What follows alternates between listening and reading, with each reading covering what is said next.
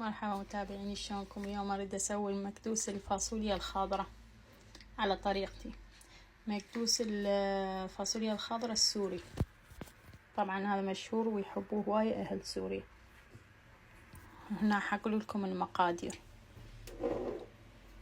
هنا عندي الفاصوليا الخضراء جهزتها سلقتها، طبعا مو سلقة هواي، يعني شوي اخليها تقرط، بس المهم الطعم مالها، النكهة مال البداية يروح الأخضر.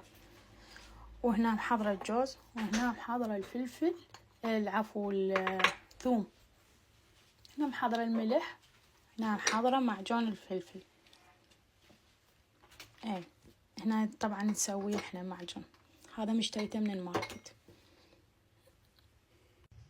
نسيت اقول لكم الزيت هم عندنا نحطه عليه،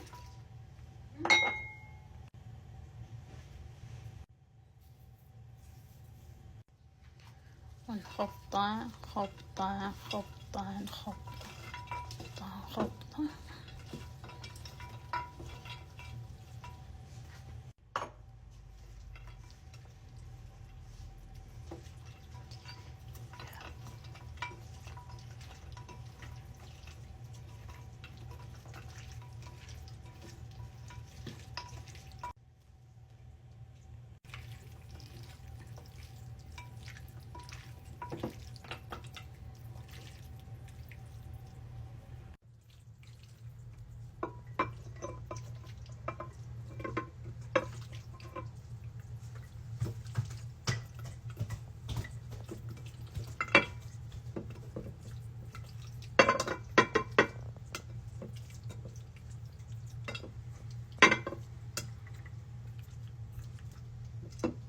شنو حاطه؟